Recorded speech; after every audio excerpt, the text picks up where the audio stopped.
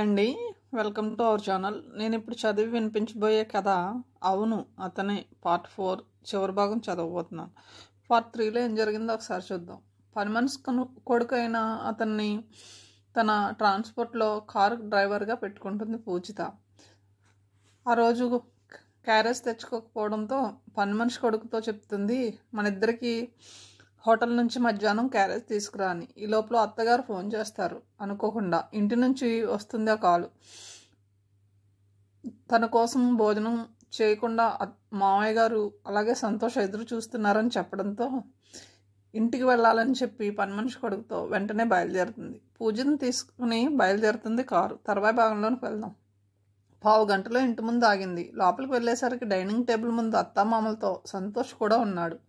Wash basin దగ్గర చేతులు శుభ్రం చేసుకుని వచ్చింది. అత్తయ్య, డ్రైవర్కి భోజనం పెట్టాలి చెప్పింది. అక్కడ కూర్చున్న ముగ్గురు ప్రశ్నార్థకంగా చూశారు. ఈరోజే పనిలో చేరాడు. నన్ను పెంచి పెద్ద చేసిన పని మనిషి చిన్న కొడుకు. అన్నతో పాటు ఉంటున్నాడు. మొదటి రోజు కదా, క్యారేజ్ తెచ్చుకోలేదు వివరించింది. కోడలి సున్నిత మనస్తత్వానికి కళ్ళు చెమ్మగిల్లాయి పరంజ్యోతికి. అక్కడే నిలబడిన వంట మనిషితో చెప్పాడు, గెస్ట్ రూమ్లో అతనికి భోజనం పెట్టు, ఇక్కడ మేము వడ్డించుకుంటాం. ఆ నెల ఇన్స్టాల్మెంట్ చేతుల్లో పెట్టి చేతులు కట్టుకుని వినయంగా నిలబడ్డాడు మధు. అతను నోట్లు జాగ్రత్తగా లెక్కపెట్టి తలూపి అన్నాడు, సరిపోయింది. ఈ నెలతో బాకీ తీరిపోయింది సార్ మధు అన్నాడు. ఇంతలో అతని భార్య అక్కడికి వచ్చి మధుని గమనించి అడిగింది, బాగున్నావా మధు? బాగున్నానమ్మా చెప్పాడు. వచ్చే ఆదివారం అబ్బాయి పుట్టినరోజు, తాజ్లో ఫంక్షన్ చేయాలని అనుకుంటున్నాం, నువ్వు తప్పకుండా రావాలి అందామే అభిమానంగా. తాజ్లో ఫంక్షన్ అంటే అంతా పెద్దవాళ్ళు వస్తారమ్మా, అక్కడికి నేనెందుకు వినయంగా బదులిచ్చాడు మధు. మేము పిలుస్తున్నప్పుడు రావడానికి ఇబ్బంది ఏమిటి అడిగాడు అతను. ఏం లేదు సార్, ఫంక్షన్కి వచ్చే వాళ్ళంతా గొప్పవాళ్ళు. మీరు తాగే సిగరెట్ ఖరీదు 20 రూపాయలు. ఆ 20 రూపాయలతో ఒక పూట నాకు కడుపు నిండుతుంది. తాజ్లో పార్టీ అంటే ప్లేట్ భోజనం 2000 ఉంటుంది. ఆ సొమ్ము నాకు నెల రోజులు తిండికి సరిపోతుంది. అంత ఖరీదైన భోజనం తినడానికి అలవాటు పడిన వాళ్ళే ఫంక్షన్కి వస్తారు. ఎందుకంటే వాళ్ళంతా 2 చేతులు సంపాదించేవాళ్ళు. నేను ఆశ్రమంలో పెరిగిన అనాథని. మధు కళ్ళు చెమ్మగిల్లాయి. అయితే రావా అడిగిందామె. క్షమించండి అమ్మా, మీరు ఫంక్షన్ చేసే ఖర్చులో 10వ వంతు సొమ్ముతో 100 మంది అనాథ పిల్లలు కడుపు నింపవచ్చు. అందువల్ల వచ్చే పుణ్యం మీ అబ్బాయికి జీవితాంతం తోడు ఉంటుంది చెప్పాడు. భార్యాభర్తలు మాట్లాడలేదు. అతను లేచి లోపలికి వెళ్ళి 10 నిమిషాల తర్వాత కొన్ని కాగితాలు తెచ్చి మధు చేతిలో పెట్టి చెప్పాడు, ఇవి బండి కాగితాలు. ట్రాన్స్ఫర్ ఫామ్లో సంతకం చేశాను. ఆర్టీఏ ఏజెంట్ దగ్గరికి వెళ్తే ఆటో నీ పేరు మీద మారుస్తాడు. 2 చేతులు ఎత్తి నమస్కారం చేశాడు మధు. శనివారం సాయంకాలం ఒకసారి రాగలవా అడిగిందామె. వస్తానమ్మా చెప్పి బయటకు వచ్చాడు మధు. సెంటర్లోని షాప్లో స్వీట్ తీసుకుని చిన్నగా చంద్రకళ ఇంటికి వెళ్ళాడు. ఆమె తలుపు తెరిచాక లోపలికి నడిచాడు. నోరు తెరవండి అన్నాడు. ఏమిటి విశేషం అడిగింది. ఈ రోజు నుంచి నేను ఆటో సొంతదారుని అయ్యాను. నాకు తెలిసిన ముఖ్యమైన మనిషికి స్వీట్ తినిపించి ఆశ్రమానికి వెళ్ళి పిల్లల నోరు తీపి చేయాలి అన్నాడు అతను ఉత్సాహంగా. ఒక స్వీట్ తీసుకుంది చంద్రకళ. అభినందనలు, మీ ఆశ్రమానికి నేను రావచ్చా అడిగింది. వెల్కమ్. చంద్రకళ క్షణాల్లో తయారై పాపతో పాటు ఆటో ఎక్కింది. బయటకు పోతున్న విషయం అర్థం కావడంతో పాప కేరింతలు కొడుతుంది. ఆటో తిన్నగా రైతు బజార్ దగ్గర ఆగింది. 2 సంచులు తీసుకుని మధు లోపలికి నడిస్తే అనుసరించింది చంద్రకళ. రకరకాల కూరగాయలు తీసుకున్నాడు అతను. ఒక్కొక్కటి 5 కేజీలు తీసుకోవడంతో సంచులు నిండిపోయాయి. అక్కడి నుంచి ఆశ్రమం ఉన్న కొండమలుపు దగ్గరికి చేరుకుంది ఆటో. మధు 2 సంచులతోనూ చంద్రకళ పాపతోనూ కొండమెట్లు ఎక్కసాగారు. చివరి మెట్టు ఎక్కాక విశాలమైన ఖాళీ స్థలం కనిపించింది. ఎడంవైపు గుడి, కుడివైపు రేకుల షెడ్డు ఉన్నాయి. ఆ షెడ్డు గుమ్మం దాటి లోపలికి నడిచాడు మధు. బరువైన సంచులతో కొండెక్కడం వల్ల అతని శరీరం నిండా చెమట పట్టింది. ఏం తమ్ముడు, బాగున్నావా పలకరించాడు 40 ఏళ్ల వ్యక్తి. బాగున్నాను. స్వామీజీ ఏం చేస్తున్నారు అడిగాడు సంచులు అతనికి అందిస్తూ. పూజ గదిలో ఉన్నారు చెప్పి సంచులు వంటగది వైపు తీసుకెళ్లాడు అతను. చాలామంది పిల్లలు మధు చుట్టూ మూగారు. వారితో ఉత్సాహంగా మాట్లాడుతున్నాడు మధు. అతని కదలికల్ని జాగ్రత్తగా గమనిస్తుంది చంద్రకళ. ఎవరైనా ప్రత్యేకంగా చెబితే తప్ప బయటకు కనిపించని ఆశ్రమం అది. అలాంటి చోట పెరిగిన వాడికి అంత సంస్కారం ఎలా వచ్చిందన్నదే ఆమె సందేహం. మధు వచ్చాడని తెలిసి పూజగది నుంచి బయటకు వచ్చారు స్వామీజీ. సన్నగా, శరీరంలో కండ లేకుండా నిటారుగా ఉన్నాడాయన. వయసు అంచనా వేయడం కష్టం. అన్నిటినీ జయించి సేవాభావమే పరమావధిగా జీవించడం వల్ల కావచ్చు కళ్ళల్లో వెలుగు. మధు చేసిన నమస్కారానికి బదులుగా ఆయుష్మాన్ భవ దీవించారు స్వామీజీ. చంద్రకళ కూడా నమస్కారం చేసి పాపతో కూడా చేయించింది. తన పెద్ద పెద్ద కళ్ళతో స్వామీజీని చూసింది కాంతి. అప్రయత్నంగా చిరునవ్వుతో విచ్చుకున్నాయి స్వామీజీ పెదవులు. ఆయన కుడి చెయ్యి కాంతి శిరస్సుని తాకింది. ఏమ్మా, నా దగ్గర చదువుకుంటావా అడిగి వెంటనే తల అడ్డంగా ఊపి, చదువుకోదు, గొప్ప భవిష్యత్తున్న పిల్ల, తల్లిదండ్రులు ఉత్తములు, చిన్నగా నవ్వాడాయన. ఆశ్రమంలో పనిచేసే వారందరూ చంద్రకళ చుట్టూ మూగారు. ఒక ఆమె కాంతిని ఎత్తుకుని పిల్లల మధ్యలోకి వెళ్ళింది. అదో కొత్త ప్రపంచంలా కనిపించడంతో ఆశ్చర్యంగా చూస్తుంది కాంతి. నీ జీవితం దారిన పడినట్టుంది, స్వామీజీ మధుతో అన్నారు. అంతా మీ దయ, వినయంగా బదులిచ్చాడు మధు. అమ్మాయి పేరేమిటి అడిగాడాయన. చంద్రకళ. పేరుకు తగ్గ రూపం, గుణవంతురాలు. మితభాష అయిన స్వామీజీ అలా మాట్లాడడం ఆశ్చర్యం అనిపించింది మధుకి. చూడగానే మనిషిని అంచనా వేయగల శక్తి, భవిష్యత్తులోకి చూడగలిగే సామర్థ్యం ఆయన సొంతమని చాలామంది నమ్ముతారు. అయితే తెలిసిందంతా మనసులో ఉంచుకుంటారు తప్ప నోరు విప్పరు. మధ్యాహ్నం పిల్లలతో కలిసి భోజనం చేసి సాయంకాలం స్వామీజీ ఆశీర్వాదం తీసుకుని చంద్రకళతో బయలుదేరాడు మధు. వారానికి ఒకసారి వచ్చి ఆశ్రమానికి సేవ చేయాలని నిర్ణయించుకుంది చంద్రకళ. మీకు పెళ్ళై 6 నెలలు గడిచిపోయాయి, ఇంతవరకు తీపి కబురు చెప్పలేదు నువ్వు. ఉదయం డైనింగ్ టేబుల్ దగ్గర పూజితని అడిగింది అత్తగారు. ఆమె మాటల ముందు అర్థం కాలేదు పూజితకి. అర్థమయ్యాక గుండె వేగంగా కొట్టుకోసాగింది. ఏం చెప్పాలో తెలియక సంతోష్ వైపు చూసింది. నిన్నడుగుతుంటే వాడి వైపు చూస్తావేం అందామే. తొందరేముందమ్మా, కొంతకాలం మమ్మల్ని ఇలా ఉండనియ్యి అన్నాడు పరిస్థితి తేలిక చేయడానికి నవ్వుతూ. ఏం, అప్పుడే పిల్లలు వద్దని నిర్ణయించుకున్నారా అడిగాడు పరంజ్యోతి. అదేం లేదు నాన్నగారు చెప్పాడు సంతోష్. నేను సీనియర్ సిటిజన్గా మాది చాలా రోజులైంది. 24 ఏళ్ల క్రితం నిన్ను ఎత్తుకున్నాను. అప్పుడు వ్యాపార వ్యవహారాలతో తీరుకుండేది కాదు. అందుచేత నీతో ఎక్కువ సమయం గడపలేకపోయాను. నీ ఎదుగుదలలో నా పాత్ర చాలా చిన్నది. అందుకే నీ చిన్నప్పుడు విషయాలు నాకు గుర్తులేవు. ఇప్పుడు పని లేకపోవడంతో అంతా తీరికే. కానీ ఎత్తుకుని ఆడించడానికి ఇంట్లో పిల్లలు లేరు. నీకు పెళ్లి చేసింది తాతని కావడం కోసమే చెప్పాడు పరంజ్యోతి. ఆయన మాట్లాడుతుంటే గొంతు కొద్దిగా వణికింది. పిల్లలు లేని ఇల్లు దేవుడు లేని గుడి లాంటిది. జీన్స్ వల్ల మన పెద్దలు తిరిగి మన ఇంట్లో పిల్లల రూపంలో సంచరిస్తారని పూర్వీకులు చెబుతారు. అందులో నిజం ఉంది. నీలో నా మామగారి పోలికలు కొన్ని ఉన్నాయి. ఆ సంగతి మీ నాన్నగారికి కూడా తెలుసు. పిల్లలు లేని దంపతులకు సంఘంలో గౌరవం ఉండదు చెప్పింది సంతోష్ తల్లి. అర్జెంటుగా పిల్లలు కావాలంటే ఎలా అమ్మా? పోనీ ఎవరినైనా పెంచుకుందామా అని అడిగాడు సంతోష్. పూజతో సహా సంతోష్ తల్లిదండ్రులు విస్మయంగా చూశారు. అవును, ఒక బిడ్డను పెంచుకునే స్తోమత లేని వాళ్ళం కాదుగా మనం అన్నాడు సంతోష్.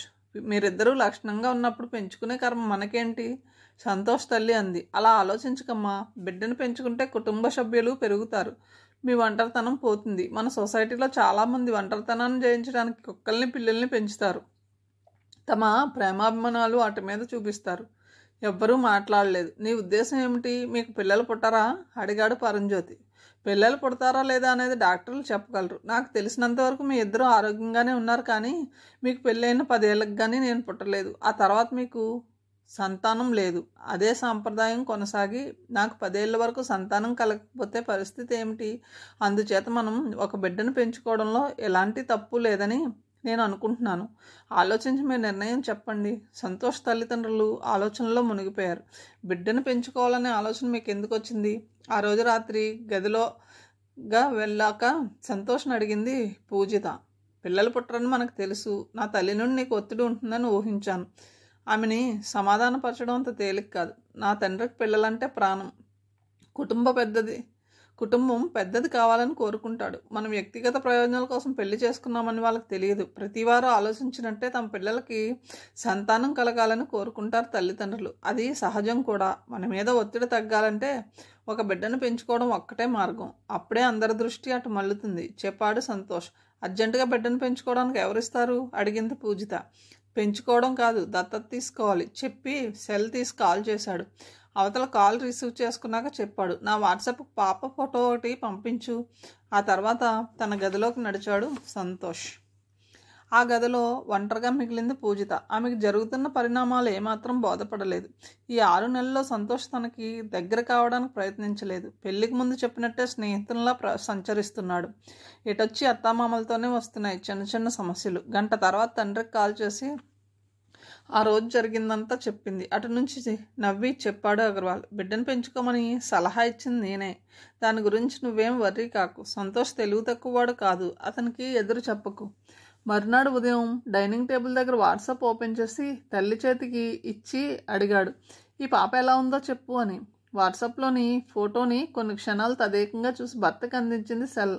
ఆయన కళ్ళజోడు సవరించుకున్నాడు. కుర్చీ పట్టుకుని నిలబడిన పిల్ల వెనక్కి తిరిగి చూసినప్పుడు తీసిన ఫోటో అది. ఎవరి పాప అడిగాడు పరంజ్యోతి. మీకు నచ్చితే ఈ క్షణం నుంచి మీ మనవరాలు, చెప్పాడు సంతోష్.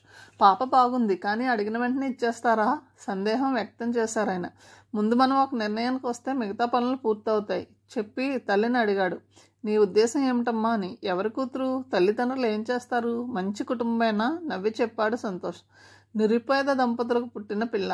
ఆడపిల్లని చులకనంగా చూసే సాంప్రదాయం గల కుటుంబం వాళ్ళది. వీళ్ళ గురించి నీకెలా తెలిసింది అడిగాడు పరంజ్యోతి. నా స్నేహితుడు చెప్పాడు. ఆ పిల్ల తల్లిదండ్రులు ఈ రాష్ట్రం వారు కాదు. కాబట్టి మనం వెళ్ళి దత్తత తీసుకుని పాపని తెచ్చుకుంటే మరేం సమస్యలు ఉండవు చెప్పాడు సంతోష్. కాంతి నిద్రపోయాక భోజనం చేసింది చంద్రకళ. అంట్లు తోమి ఇల్లంతా సర్ది కాంతి పక్కన నడుము వాల్చింది. కళ్ళు మూసుకున్న మరుక్షణం మనసులో మధు ప్రత్యక్షమయ్యాడు. ఆమె పెదవుల మీద చిరునవ్వు కదిలింది. తమ ఇద్దరి జీవితాలకు దగ్గర పోలికలు ఉన్నాయి. ఇద్దరూ జీవితాన్ని నిర్మించుకుని ప్రశాంతంగా బతకాలని కోరుకుంటున్నారు. మధు లాంటి వ్యక్తిని జీవిత భాగస్వామిని చేసుకునే అమ్మాయి అదృష్టవంతురాలు. ఇప్పుడు అతను ఆటోకి యజమాని అయ్యాడు కాబట్టి 2-3 సంవత్సరాల్లో స్థిరపడతాడు. తన జీవితం మాత్రం ఎప్పుడు ఏ మలుపు తిరుగుతుందో తెలియదు. ఆలోచనలతో ఆమెకి నిద్ర రావడం లేదు. ఇంతలో సెల్ మోగింది. నెంబర్ చూసి కాల్ రిసీవ్ చేసుకుని చెప్పింది, నమస్కారం సార్. నమస్తే. కాంతి పడుకుందా? అవతల నుంచి అడిగాడు పాప తాతగారు. నిద్రపోతుందండి చెప్పింది. నా మాటలు జాగ్రత్తగా విను అని చెప్పడం మొదలుపెట్టాడు ఆయన. అరగంట మాట్లాడాక అడిగాడు, అర్థమైందా? అర్థమైంది సార్. చిన్న తప్పు కూడా జరగకూడదు. నీకు ఏదైనా సందేహం వస్తే నాకు కాల్ చెయ్యి. మన మధ్య జరిగిన సంభాషణ ఎవ్వరికీ చెప్పొద్దు. అలాగే సార్. కాల్ కట్ అయింది. ఎప్పట్లా ఉదయం 6 గంటలకి కాంతిని తీసుకుని వెళ్ళి పాలు తెచ్చింది చంద్రకళ. రాత్రి నిద్రలేకపోవడంతో ఆమె కళ్ళు ఎర్రగా ఉన్నాయి. మొహం వాడినట్టుగా ఉంది. రాత్రి ముసలాయన చెప్పిన మాటలు ఆమె బుర్రలో గిర్రును తిరుగుతున్నాయి. ఇప్పటికే మనసులో తిష్ట వేసుకున్న అనుమానాలకి మరిన్ని తోడయ్యాయి. కాంతి లేకుండా తను ఉండగలదా? ఆ ప్రశ్న బుర్రలో కదిలింది. దానికి తన దగ్గర సమాధానం లేదని తెలుసు. 2.5 సంవత్సరాలు సొంత కూతుర్లా పెంచింది. ఆమె చుట్టూ అల్లుకున్న ఆత్మీయతని అంత తేలిగ్గా వదులుకోగలదా? బిడ్డ తనది కాదని తెలిసినా ప్రేమని ఎవరు ఆపగలరు? చిన్నతనంలోనే తల్లిదండ్రులు కోల్పోయి వారి ప్రేమని సంపూర్ణంగా పొందలేకపోయిన నిర్భాగ్య జీవితం తనది. అలాంటి తనకి కాంతిని పెంచే అవకాశం చిక్కింది. చిన్నపిల్లని పెంచడంలో సమస్యలు ఉన్నా ఆ బాధ్యత వంకింత సంతోషంగా స్వీకరించింది. ఆలోచిస్తూనే పాలు కాచి చల్లార్చి కాంతికి పట్టింది. కొద్దిసేపు ఆడుకుని నిద్రపోయింది పాప. సెల్ అందుకుని కాల్ చేసింది ఆమె. హలో. అవతల నుంచి మధు గొంతు వినిపించింది. నేను చంద్రకళని. ఒకసారి ఇంటికి రాగలరా అడిగింది. అర్జెంటా ప్రశ్నించాడు అతను. కాదు, మాట్లాడే పని ఉంది. స్టూడెంట్స్ని గీతం యూనివర్సిటీ దగ్గర దించేసి 10 గంటలకు వస్తాను. సరేనా? సరే చెప్పి సెల్ పక్కన పెట్టింది. చంద్రకళ స్నానం చేసి టిఫిన్ తయారు చేసింది. కాంతిని లేపి స్నానం చేయించి టిఫిన్ తినిపించి పాలు పట్టింది. పాప బొమ్మలతో ఆడుతుంటే చూస్తూ టిఫిన్ తింది. అప్పటికి 9:30 దాటింది సమయం. సరిగ్గా 10ంటికి వచ్చాడు మధు. నాకు మీరు సాయం చేయాలి సంశయంగా అంది చంద్రకళ. హాస్పిటల్కి వెళ్ళాలా అడిగాడు అతను. కాదు. తల అడ్డంగా ఊపి విషయం ఎలా చెప్పాలా తెలియనట్టు మౌనంగా ఉండిపోయింది చంద్రకళ. సందేహించకండి, చెప్పండి. ఆమె ఇబ్బంది గ్రహించి అన్నాడు మధు. శుక్రవారం ఉదయం నాతో రిజిస్టర్ ఆఫీస్కి రావాలి. అక్కడ పనేంటి అడిగాడు ఆశ్చర్యంగా. బలంగా ఊపిరి తీసుకుంది చంద్రకళ. కాంతిని దత్తత తీసుకోవడానికి వస్తున్నారు. తల్లిదండ్రులు మాత్రమే దత్తత ఇవ్వాలి. మన ఇద్దరం తల్లిదండ్రులుగా సంతకం చేయాలి. విస్మయంగా చూశాడు అతను. ఆమె మాటలకు బుర్రకి ఎక్కేందుకు కొన్ని క్షణాలు పట్టింది. దత్తత ఇవ్వడం ఏమిటి అడిగాడు మధు. నాకు తెలియదు. కాంతి తాతగారు రాత్రి ఫోన్ చేసి చెప్పారు. కాంతిని వాళ్ళకి అప్పగిస్తే నా బాధ్యత పూర్తవుతుంది అనుకున్నాను. కానీ ఇప్పుడు దత్తత అంటున్నారు విచారంగా అంది. ఇష్టం లేకపోతే దత్తత ఇవ్వకండి. ఆ పసిదాని మీద వాళ్ళ తాతగారి కంటే ఎక్కువ హక్కు నాకేముంటుంది? వాళ్ళు వచ్చి తీసుకునే వరకు పాపని చూడడానికి ఒప్పుకున్నాను. నేను సంతకం పెట్టడానికి ఇష్టపడకపోతే అన్నాడు మధు కుర్చీలో వెనక్కి వాలి. కాంతి తాతగారే వేరే ఏర్పాటు చేసుకుంటారు. ఎవరో ముక్కు మొహం తెలియని వారు నా భర్తగా సంతకం చేయడం కన్నా మీరు చేయడం మంచిదని నా భావన.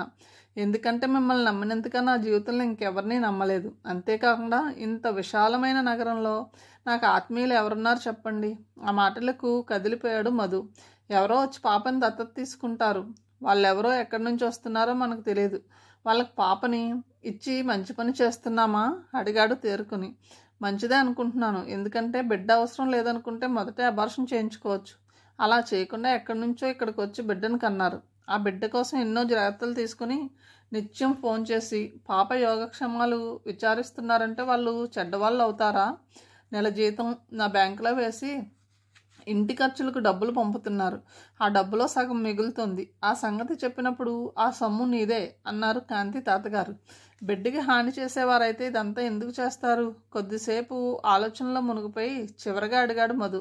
సరే, శుక్రవారం మనం ఏం చేయాలి అని. ఉదయం 10:30 తర్వాత ఫోన్ వస్తుంది. పాపను తీసుకుని రిజిస్టర్ ఆఫీస్కి వెళ్ళాలి. అక్కడ పని పూర్తయ్యాక వాళ్ళు పాపతో వెళ్ళిపోతారు. చంద్రకళ మొహం కల తప్పింది. పాపనిచ్చేశాక మీ కార్యక్రమం ఏమిటి అడిగాడు మధు. ఏం లేదు చెప్పింది దిగులుగా. శుక్రవారం సాయంకాలం తీరికే కదా తల ఊపింది చంద్రకళ. ఆ రోజు సాయంకాలం ఆశ్రమంలో పిల్లల మధ్య నన్ను పెళ్లి చేసుకుంటారా? ఈ 3 లోకాల్లో ఎక్కడ గాలించినా మీలాంటి అమ్మాయిని వెతికి పట్టుకోవడం నాకు అసాధ్యం అన్నాడు మధు మెరుస్తున్న కళ్ళతో. బొమ్మలా ఉండిపోయింది చంద్రకళ. ఉదయం 9 గంటలకి కలకత్తా ఫ్లైట్ విశాఖ ఎయిర్పోర్ట్కి చేరుకుంది. ప్రయాణికులు బయటకు రావడానికి అరగంట పట్టింది. సంతోష్ అతని తల్లిదండ్రులు పూజిత అగర్వాల్ బయటకు వచ్చారు. రెడీగా ఉన్న ఇన్నోవా ఎక్కారు వారంతా. అరగంటలో తాజ్ రెసిడెన్సీ చేరుకుంది ఇన్నోవా. అందరూ దిగి లోపలికి నడిచారు. అరగంటలో రిఫ్రెష్ అయిన తర్వాత అంతా బయటకు వచ్చారు. ఎక్కడికి వెళ్ళాలో తెలుసు కాబట్టి వారిని తీసుకుని తిన్నగా రిజిస్టర్ ఆఫీస్ దగ్గరకు తీసుకువెళ్ళాడు డ్రైవర్. అందరూ కిందకి దిగి కొత్త పరిసరాలని ఆసక్తిగా చూడసాగారు. బ్రోకర్ ఒక అతను పరిగెత్తుకొచ్చి నమస్కారం చేసి సంతోష్తో చెప్పాడు. రిజిస్టర్ గారితో మాట్లాడాను సార్. ఇక్కడ పని గంటలోపే అయిపోతుంది. కాగితాలు రెడీ చేసి ఉంచాను. మీ ఆధార్ కార్డుల జిరాక్స్ కావాలి. అలాగే దత్తత ఇస్తున్న పిల్ల తల్లిదండ్రులు కూడా ఉండాలి. సరే చెప్పాడు సంతోష్. బ్రోకర్ వారిని ఆఫీస్ లోపలికి తీసుకెళ్లాడు. లోపల 10 మంది కంటే ఎక్కువ లేరు జనం. ఛాంబర్లో రిజిస్టర్ కుర్చీ ఎత్తుగా కనిపిస్తుంది. దానికి ఆనుకున్న అద్దాల క్యాబిన్లో పనిచేసుకుంటున్న స్టాఫ్ కనిపిస్తున్నారు. అక్కడే ఖాళీగా ఉన్న కుర్చీల్లో కూర్చున్నారు. అందరి కళ్ళు మెట్ల మీద నిలిచి ఉన్నాయి. 10 నిమిషాలు భారంగా గడిచాయి. పాపని ఎత్తుకుని మెట్లెక్కి లోపలికి వచ్చింది చంద్రకళ. కొత్త ప్రదేశానికి రావడంతో వింతగా చూస్తోంది కాంతి. అందంగా అలంకరించిన చక్కని బొమ్మలా ఉంది పాప. పూజిత్తో పాటు సంతోష్ తల్లి లేచి చంద్రకళను సమీపించారు. చంద్రకళ పక్కన నిలబడిన మధు వాళ్ళకు కనిపించలేదు. అతను అక్కడ జరుగుతున్న దాన్ని గమనిస్తున్నాడు. రామ్మ చేతులు చాచి పిలిచింది సంతోష్ తల్లి. కొత్త మనిషి కావడంతో బెరుగ్గా చూసి చంద్రకళ భుజం మీద తల వాల్చింది కాంతి. తల్లి రా పిలిచింది పూజిత. అప్పుడు కూడా పాప స్పందించలేదు. సంతోష్ వారిని సమీపించాడు. చిరునవ్వుతో 2 చేతులు చాచి రారా తల్లి అన్నాడు. శరీరాన్ని కదిలించి అతని చేతుల్లో వాలిపోయింది. పాపని గుండెలకు హత్తుకుని మెడ మీద ముద్దు పెట్టుకున్నాడు అతను. కిలకిలా నవ్వింది కాంతి. మిగతా వారంతా ఆశ్చర్యంగా చూస్తున్నారు. అమ్మ పూజితని చూపించి చెప్పాడు. అలా పాపకి ఒక్కొక్కరిని పరిచయం చేశాడు.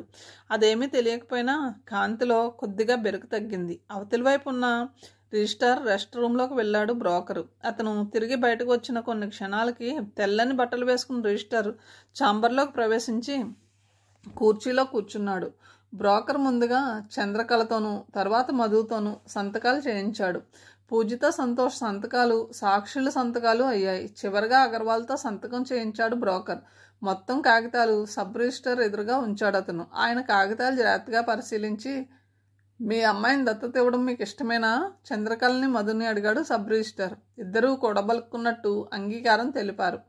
రిజిస్టర్ సంతకం చేసి లావుపాటు రిజిస్టర్లో రాసుకుని పేపర్లు ట్రేలో పడేశాడు. క్లర్క్ వాటిని కలెక్ట్ చేసుకుని సీల్ వేసి కాగితం సంతోష్కి ఇచ్చాడు. అంతవరకు ఎత్తుకున్న కాంతిని తల్లికి అందించాడు సంతోష్. మీరు హోటల్కి వెళ్ళి విశ్రాంతి తీసుకోండి, చిన్న పని చూసుకుని లంచ్కి వస్తాను చెప్పాడు సంతోష్. కాంతి వైపు చేతులు చాచింది చంద్రకళ. ఒక్కసారిగా ఆమె చేతుల్లోకి దూకేసింది కాంతి. గుండెలకి హత్తుకుని కొన్ని క్షణాల పాటు ఉండిపోయింది ఆమె. వర్షించడానికి సిద్ధంగా ఉన్న మేఘాల్లో ఉన్నాయి చంద్రకళ కళ్ళు. బలవంతంగా మనసు నిగ్రహించుకుని పాప బొగ్గ మీద ముద్దు పెట్టి సంతోష్ తల్లికి అందించింది. చివరగా అందరికీ నమస్కారం చేసింది చంద్రకళ. మిగతా వారిని పంపించి పైకి వచ్చాడు సంతోష్. బ్రోకర్ అతని చేతికి చిన్న స్లిప్ అందించాడు. చంద్రకళ మధులతో పాటు రిజిస్టర్ ఆఫీస్ బయటకు వచ్చాడు సంతోష్. చెట్టు కింద నీళ్ళలో నిలబడ్డాక తన చేతిలోని స్లిప్ చంద్రకళకి ఇచ్చాడు. రేపు సాయంకాలం వస్తే స్లిప్ తీసుకుని డాక్యుమెంట్స్ ఇస్తారు. ఈ క్షణం నుంచి ఇల్లు నీ సొంతం చెప్పాడు సంతోష్. జేబులోంచి బరువైన కవర్ ఒకటి తీసిచ్చి అన్నాడు, ఏమిచ్చినా నీ రుణం తీరదు చంద్రకళ. నీకు తెలియదు కానీ నాకెంతో మేలు చేశావు. పెళ్లి కాని అమ్మాయి మరొకరి బిడ్డని తన కూతుర్లా గుండెల్లో పెట్టుకుని పెంచుకోవడానికి ఒప్పుకోవడం మామూలు సంగతి కాదు. నీ సర్వీస్ నీ డబ్బుతో కొలుస్తున్నానని అనుకోకు. నీ పెళ్ళికి పనికొస్తుంది. పెళ్ళికి పిలుస్తావా అడిగాడు సంతోష్. అంతవరకు నోరు తెరవకుండా సంతోష్ని విస్మయంగా చూస్తున్న మధు మధ్యలో కల్పించుకుని చెప్పాడు, సమయం లేదు సార్, సాయంకాలమే మా పెళ్ళి. గుడ్. చంద్రకళ మధు మురళీనగర్లోని ఇంటికి తిరిగి వచ్చేసరికి మధ్యాహ్నం 12 దాటింది. ఫ్రిడ్జ్లోంచి వాటర్ బాటిల్ తీసి తను కొద్దిగా నీళ్లు తాగి మధుకు అందించింది. ఇద్దరికి వంట చేస్తాను చెప్పింది చంద్రకళ. నాకొద్దు, అలవాటుగా బాక్స్ తెచ్చాను చెప్పాడు మధు. కుక్కర్లో 1 గ్లాస్ రైస్ పెట్టి స్టవ్ వెలిగించింది చంద్రకళ. చేతులు కడుక్కొని చెంగుతో తుడుచుకుంటూ వచ్చి కూర్చుంది. కాంతి తండ్రి ఎవరు అడిగాడు మధు. తెలియదు చెప్పింది చంద్రకళ. తల్లి ఎవరు? పూజిత. అంటే పూజిత కూతురు కాంతి అని సంతోష్కి తెలియదా ఆశ్చర్యంగా అడిగాడు. ఆ సంగతి నాకు స్పష్టంగా తెలీదు. నెలకి 1-2 సార్లు వచ్చి కాంతిని చూసి వెళ్ళేవాడు సంతోష్. అతన్ని పంపినవాడు పూజిత తండ్రి. ఆ పరిచయం వల్లనే కొత్త మనిషి అనుకోకుండా కాంతి సంతోష్ దగ్గరకు వెళ్ళింది. అయోమయంగా చూశాడు మధు. పూజితకు పుట్టిన బిడ్డని చూడడానికి సంతోష్ వచ్చేవాడు. సంతోష్ని పూజిత తండ్రి పంపాడు. పూజితను పెళ్లి చేసుకుని ఆమె పుట్టిన బిడ్డని సంతోష్ దత్తత తీసుకున్నాడు. ఏమిటి ఇదంతా, నీకేమన్నా అర్థమైందా అడిగాడు. తల అడ్డంగా ఊపింది చంద్రకళ. ఇద్దరు కాసేపు మౌనంగా కూర్చున్నారు. ఇంతలో కుక్కర్ విజిల్ రావడంతో లేచి వెళ్ళి స్టవ్ ఆపింది చంద్రకళ. 4 రోజుల క్రితం అగర్వాల్ ఫోన్ చేశాడు. శుక్రవారం ఉదయం బిడ్డని తీసుకోవడానికి వస్తున్నామని, మేమెవరో తెలియనట్టు కాంతిని దత్తత ఇవ్వమని, నీతో పాటు సంతకం చేయడానికి ఒక మనిషిని చూడమని చెప్పాడు. మరింత పాడైంది మధు బుర్ర. సంతోష్ ద్వారా పూజిత కాంతి పుట్టి ఉంటే వాళ్ళు దత్తత తీసుకోవాల్సిన అవసరం లేదు. ఎక్కడి నుంచో వచ్చి ఇక్కడ బిడ్డకి జన్మ ఇచ్చి రహస్యంగా ఉంచారంటే అది సక్రమమైన వ్యవహారం కాదని అర్థమవుతుంది. ఇదంతా ఇలా జరగడానికి బలమైన కారణం ఏదో ఉంది. అది మన బుర్రకి అందడం లేదు అలసటగా అన్నాడు మధు. చంద్రకళ తన హ్యాండ్ బ్యాగ్ అందుకుని అందులోంచి సంతోష్ ఇచ్చిన కవర్ తీసి మధు చేతికి ఇచ్చి చెప్పింది, కవర్లో ఏముందో చూడండి అని. మధు కవర్ తెరిచాడు. లోపల 2000 రూపాయల నోట్ల కట్ట ఉంది. ఇద్దరికీ మతిపోయినట్టయింది. ముందుగా చంద్రకళ తేరుకుంది. చెప్పినట్టే ఇల్లు నాకు రాసిచ్చారు. ప్రతి నెల బ్యాంకులో జీతం జమ చేశారు. ఇంటి ఖర్చుకి ఇచ్చిన డబ్బుకి లెక్క అడగలేదు. చివరగా ఇప్పుడు 2 లక్షలు చేతిలో పెట్టారు. ఇలాంటి మనుషులు తప్పు మార్గం తొక్కారంటే నమ్మగలమా? దత్తత అంటే ఎవరికో కాంతిని ఇవ్వాలేమోనని భయపడ్డాను. కాంతి తన తల్లి దగ్గరికే చేరింది కాబట్టి నాకు ఇప్పుడు ఎలాంటి దిగులు లేదు. వాళ్ళంతా గొప్ప కుటుంబాలకు చెందిన మనుషులు. వాళ్ళ దగ్గర కాంతి సుఖంగా ఉంటుందని నమ్ముతున్నాను చెప్పింది. మధు లేచి వెళ్ళి ఆటోలను తన లంచ్ బాక్స్ తెచ్చుకున్నాడు. 2 కంచాలు తెచ్చింది చంద్రకళ. ఇద్దరూ భోజనానికి కూర్చున్నారు. బాక్స్లోని కూరతో పాటు ఉన్న అన్నాన్ని కంచంలో వేసుకున్నాడు. 2 రకాల పచ్చళ్ళ సీసాలు తెచ్చింది చంద్రకళ. స్పూన్తో అతని కంచంలోని కూరను కొద్దిగా తన కంచంలో వేసుకుని రుచి చూసి చెప్పింది చంద్రకళ, కూర బాగుంది అని. వంట మాత్రం నేను చేయను, బాధ్యత నీదే నవ్వాడు మధు. తాజ్ రెసిడెన్సీ చేరుకుని రూమ్లోకి ప్రవేశించాడు సంతోష్. కొత్త మనుషుల మధ్య బిక్కుబిక్కుమంటూ కూర్చుంది కాంతి. ప్రాణం లేచొచ్చినట్టు పరిగెత్తుకుని వచ్చి సంతోష్ని అల్లుకుపోయింది. అది చూసి సంతోష్ తల్లిదండ్రులు నవ్వారు. పూజిత మాత్రం ముభావంగా కూర్చుంది. ఎన్నిసార్లు పిలిచినా కాంతి దగ్గరకు రాలేదు. అప్పటికే ఆమె మనసుతో పాటు వక్షం కూడా బరువెక్కింది. లంచ్ సమయం కావడంతో అందరూ రెస్టారెంట్ చేరుకున్నారు. కాంతి మాత్రం సంతోష్ని వదలలేదు. తన పక్క కుర్చీలో కూర్చోబెట్టుకుని కొద్దిగా పెరుగన్నం తినిపించాడు అతను. ఏరా, నీ కూతురు మా దగ్గరికి రాదా అడిగింది తల్లి. మీకు అలవాటయ్యాక నేను గుర్తుండను. మన 5గురిలో ఈ పిల్లకి నేనెందుకు నచ్చానో అర్థం కావడం లేదు అన్నాడు సంతోష్. ఎవరో ఒకరి దగ్గర చేరుక అయితే తర్వాత అంతా సర్దుకుంటుంది. తల్లిని వదిలి రావడం అంటే చిన్న విషయం కాదు. ఇక నుంచి తల్లి తనకు కనపడదని ఆ పిల్లకి తెలియదు. బెంగ పెట్టుకోకుండా చూసుకోవాలి చెప్పింది తల్లి. బదులుగా తల ఊపాడు సంతోష్. మీరు ఎయిర్పోర్ట్కి వెళ్ళి 4 గంటల ఫ్లైట్కి బయలుదేరండి. ఇక్కడ పని చూసుకుని నేను 8 గంటల ఫ్లైట్కి వస్తాను సంతోష్ చెప్పాడు. అప్పటి వరకు ఈవిడ గారిని మేము చూసుకోగలమా తల్లి అంది. పూజితకి పిల్లల గురించి తెలియదు, నీకు కొత్త కాదుగా పరంజ్యోతి అన్నాడు. రాగాలు పెట్టి అల్లరి చేసే పిల్ల కాదు కాంతి. ఏ భావమైన కళ్ళల్లో చూపిస్తుంది తప్ప నోటితో చెప్పదు. మన దగ్గరికి వచ్చి కొన్ని గంటలు దాటినా చిన్నగా కూడా ఏడవలేదు. ఇలాంటి పిల్లలు చాలా అరుదు తల్లితో చెప్పాడు సంతోష్. అతన్నే జాగ్రత్తగా గమనిస్తుంది పూజిత. అదంతా ఎలా జరిగిందో ఆమెకి ఎంత ఆలోచించినా అంతుపట్టడం లేదు. రిజిస్టర్ ఆఫీస్లో చంద్రకళ తీసుకొచ్చిన కాంతిని చూడగానే ఆమెకు మతిపోయింది. తనలో సుడులు తిరుగుతున్న సందేహాలు తండ్రి ద్వారా తీర్చుకోవడానికి అవకాశం చిక్కలేదు. 2.5 సంవత్సరాల పాపని పెంపకానికి ఇవ్వాలనుకుంటున్నారనే సమాచారం ఫ్రెండ్ ద్వారా తెలిసింది అన్నాడు సంతోష్. ఆ పాప కాంతి కావడం నమ్మశక్యంగా లేదు. కూతురు ముభావంగా ఉండడం అగర్వాల్ దృష్టిని దాటిపోలేదు. అవకాశం చిక్కిన మరుక్షణం ప్రశ్నలతో దాడి చేస్తుందని తెలుసు. కొడుకు దత్తత తీసుకోవడానికి సమర్థించలేదు పరంజ్యోతి మనసు. అయితే సంతోష్ని బాధ పెట్టడం ఇష్టం లేక ఊరుకున్నాడు. సంతోష్ తల్లి సహజంగా సున్నిత మనస్కురాలు. కొడుకు కాంతి ఫోటో చూపించినప్పుడే అభిమానించడం ప్రారంభించింది. కాంతిని చూశాక పరంజ్యోతి దంపతులు పరవశానికి గురయ్యారు. అక్కడికి వచ్చిన 5గురిలో ఎవ్వరూ కూడా కాంతి తమ కుటుంబ సభ్యురాలు కావడాన్ని వ్యతిరేకించలేదు. మాయామర్మం తెలియని కాంతి తన లేత పెదవులతో సంతోష్ బుగ్గని తాకింది. 2:30 కాంతిని తీసుకుని 4 ఎయిర్పోర్ట్కి బయలుదేరారు. మంచం మీద వెనక్కి వాలాడు సంతోష్. అనుకున్న పని సవ్యంగా పూర్తి కావడంతో అతని మనసు ప్రశాంతంగా ఉంది. జేబులోని సెల్ తీసి మెమరీలోని చివరి వాక్యం డిలీట్ చేశాడు. ఇద్దరూ తలస్నానం చేశాక చంద్రకళను తీసుకుని మర్రిపాలెంలోని పూల మార్కెట్కి వెళ్ళాడు మధు. అక్కడ 2 పూలదండలు తీసుకుని తిన్నగా బంగారం షాపుకి చేరుకున్నారు. అక్కడ మంగళసూత్రం కొన్నాడు. ఇంకేమైనా తీసుకుంటావా చంద్రకళను అడిగాడు. అవసరం లేదు చెప్పిందామె.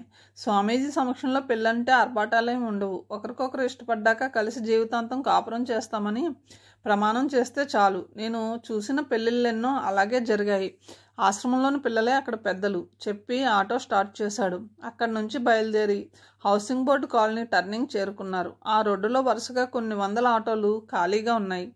మధు నొసలు సాలోచనగా ముడిపడింది. ఇద్దరూ తలెత్తి చూసి ఆశ్చర్యపోయారు. ఆశ్రమం ఎంట్రన్స్కి అటు ఇటు అరటి చెట్లు నిలబెట్టున్నాయి. మామిడాకులు తోరణాలు వేలాడుతున్నాయి. కొంతమంది చకచకా పనులు చేసుకుపోతున్నారు. ఇంకెవరో ఆ సమయంలో కార్యక్రమం పెట్టుకుని ఉంటారని ఆలోచనతో ఇద్దరు పైకి వెళ్లారు. ఇంత ఆలస్యం చేస్తే ఎలా తమ్ముడు? ఓ స్త్రీ గొంతు వినిపించింది. అటు చూశాడు. ఆటో కార్మిక నాయకుని భార్య. మధు మొహం వెప్పారింది. ఆమె తమ్ముడు అక్కడే నిలబడి నవ్వుతున్నాడు. నా మేనకోడలేది అడిగాడు మధు. మీ బావ ఎత్తుకు తిరుగుతున్నాడు. ఇంట్లో ఉంటే ఒక క్షణం వదలడు కూతుర్ని. అంతా నీ చలవే చెప్పింది ఆర్ద్రంగా. ఆమె చంద్రకళను వెంట పెట్టుకుని లోపలికి తీసుకువెళ్ళింది. ఆశ్రమంలో పండుగ వాతావరణం నెలకొని ఉంది. లోపలికి దృష్టి సారించాడు మధు. చిన్న పెళ్లి మండపం. దాని ఎదురుగా కుర్చీలు ఖాళీగా ఉన్నాయి. ఏమిటిలా చూస్తూ నిలబడ్డావు బావా? రా అంటూ యూనియన్ నాయకుడు మధు చేయి పట్టుకున్నాడు. అతను ఎత్తుకున్న అమ్మాయిని అందుకుని అతని వెంట నడిచాడు మధు. అక్కడున్న వాళ్ళలో ఎక్కువ మంది ఆటో డ్రైవర్లు. తమలో ఎలాంటి కల్మషం లేనట్టు అంతా కలిసిపోయి పనిచేస్తున్నారు. ఇంతలో చిన్న కలకలం రేగింది. పోలీస్ అసిస్టెంట్ కమిషనర్ భార్యతో రావడం కనిపించింది. యూనియన్ నాయకుడు గబగబా వెళ్ళి అసిస్టెంట్ కమిషనర్కి నమస్కారం చేసి వారిని సాదరంగా తీసుకొచ్చి కుర్చీలు చూపించాడు. కొద్ది నిమిషాల తేడాలో రాంప్రసాద్ తన భార్యని వెంట పెట్టుకుని వచ్చాడు. మధుకు సాయం చేసిన వడ్డీ వ్యాపారి, చంద్రకళ పనిచేసిన డాక్టర్ ఒక్కొక్కరుగా వచ్చి కూర్చున్నారు.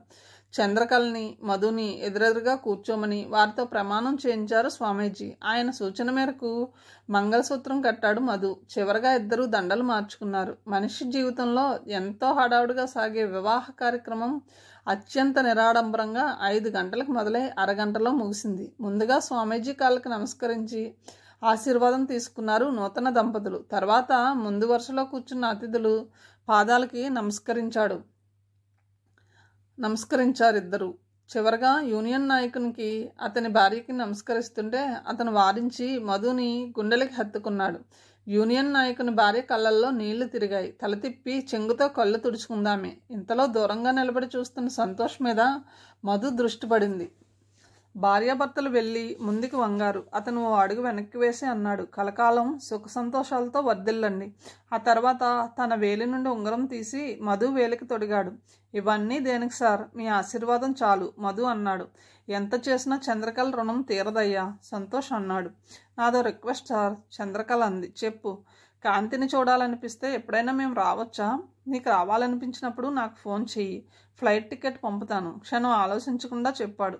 సరిగ్గా 6 గంటలకి ఆశ్రమ నియమం ప్రకారం విందు మొదలైంది.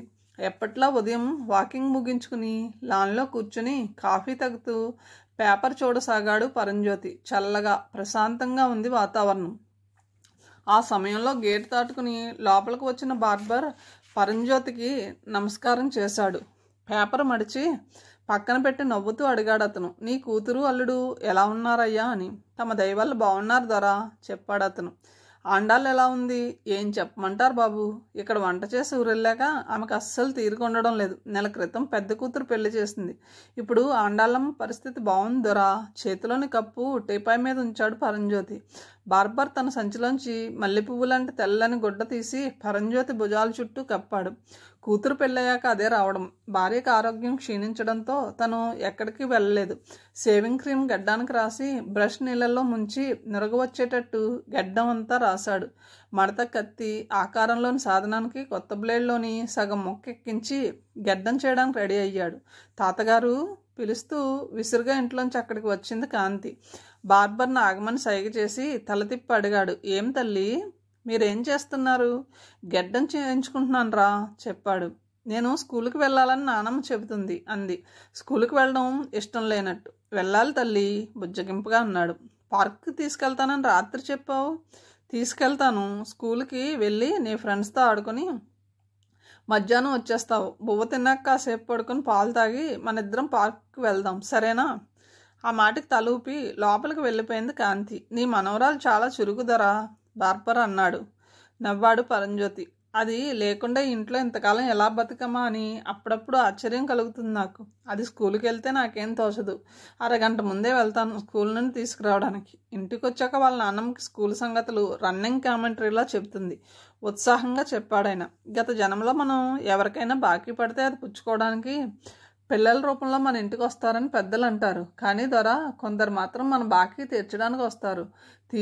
తీసుకోవడానికా తీర్చడానికా అన్నది కాలం నిర్ణయిస్తుందట దొర అని చెప్పాడు అతను తిరిగి తన పని ప్రారంభిస్తూ.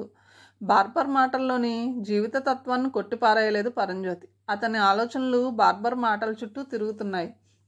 తన పని పూర్తి చేసి వెళ్ళిపోయాడు బార్బర్. కాంతిని తీసుకుని స్కూల్కి వెళ్ళాడు సంతోష్. అటు నుంచి అటే ఫ్యాక్టరీకి వెళ్ళిపోయాడు. కాంతికి స్కూల్ అలవాటు చేయాలని ప్లే స్కూల్లో జాయిన్ చేశాడు.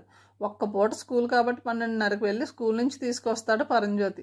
అప్పటి నుంచి నానమ్మ తాతయ్యల దగ్గరే కాలక్షేపం చేస్తుంది. చీకటి పడిన మరుక్షణం సంతోష్ కోసం కాంతి కళ్ళు రాత్రి నిద్రపోయే వరకు సంతోష్తోనే ఉంటుంది.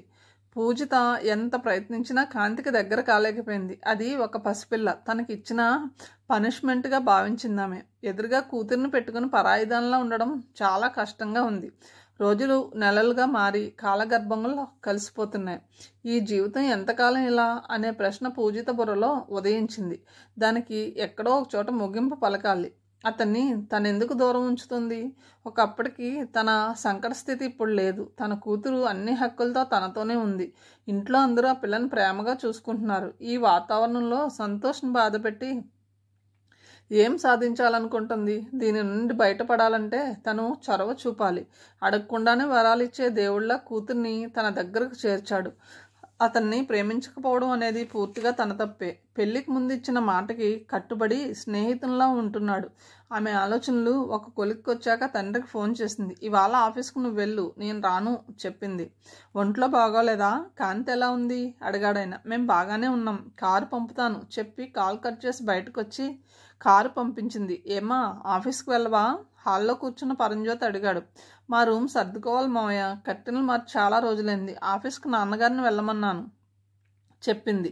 అత్తగారు కిచెన్లో వంట మనిషికి పనులు పురమాయిస్తున్నారు. మెట్లెక్కి మేడ మీదకి వెళ్ళి గదిలోకి నడిచింది పూజిత. మంచం మీద బెడ్షీట్తో పాటు కట్టెలను మొత్తం తీసేసి ఒక మూల పడేసింది. అలాగే సంతోష్ రూమ్లోని బెడ్షీట్, మాసిపోయిన ఏరో ఫాస్టర్ షార్ట్స్, టీషర్ట్లు తెచ్చి కట్టెల దగ్గర పడేసింది.